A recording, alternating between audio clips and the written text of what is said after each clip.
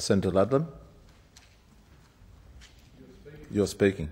Oh. In continuation, I understand. If you don't wish to, you can sit down. No, I'm happy to. Just checking with you, Mr Acting Deputy President, we've gone back to radioactive waste. Yes, that's it. A rather different debate that this is. We've just been speaking of what passes for best practice in the Australian context on waste management, and so now the debate turns again to worst practice in radioactive waste management. I'll just conclude my remarks that the Greens are absolutely not in denial about the 4,000-odd cubic metres of so-called low-level and short-lived intermediate-level radioactive waste, and the approximately 600 cubic metres of long-lived radioactive waste in this country. We believe that it shouldn't have been created in the first place, but we are acutely aware of the radioactive reality that has been created for current and many future generations to deal with. The Greens are also perfectly aware that 32 cubic metres of spent research reactor fuel in reprocessed form is returning to Australia from reprocessing in France and the UK in 2015-16. The Greens take this material seriously, and we understand that we can't afford to make mistakes with materials that are deadly for thousands of years.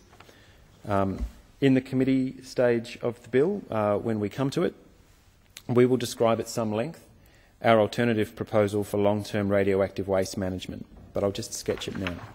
We have sought to establish a process, and we will seek to establish a process for identifying suitable sites that is scientific, transparent, accountable, fair, and allows access to appeal mechanisms. And I'll put this on the record one last time in this second reading debate. We are very willing to work with the Gillard government and indeed to work with the opposition on this issue constructively and carefully if the government chooses to return to the path that it was planning and advocating prior to the 2007 election, which saw the Rudd government come to power. If the government abandons its strategy of aggression and dispossession, we will support it in putting something better in place. But if not, the government needs to know that it has picked a fight with powerful and resilient people. I've spent a great deal of time on the road in the last couple of years working on this issue, and I know for an absolute fact that many of the people that the government has chosen to target have nowhere else to go.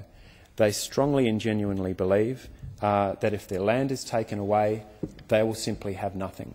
And it's not good enough for the government to simply draw rectangles on the map, try and split families and split communities off from each other, and imagine that there won't be significant, strong, sustained and ultimately successful resistance.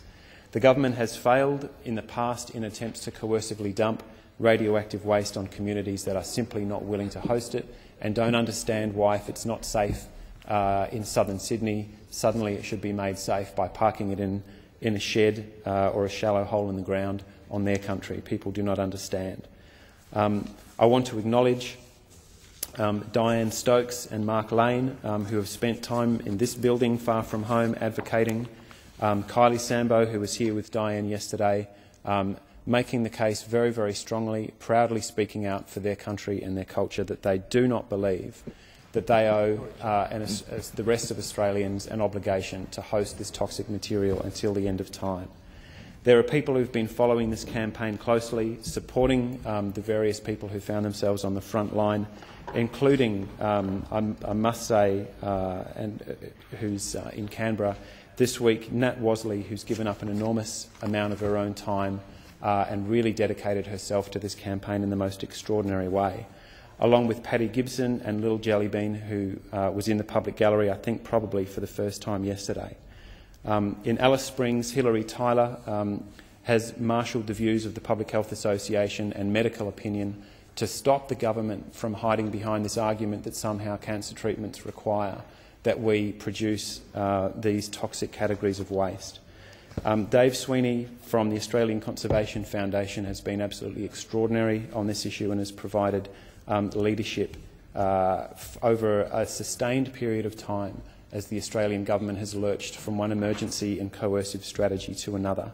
And all the folks at ACE and Friends of the Earth who've made it their jobs to remind the Minister that he may be a very long way from his office in Batman to the site of the dump, but in fact he will be reminded day in and day out. And lastly, Felicity Hill in my office, who's been a profoundly supportive and important part of this campaign, and Rico, who came on the road on many occasions to committee visits and demonstrations in remote parts of the country to pursue this cause.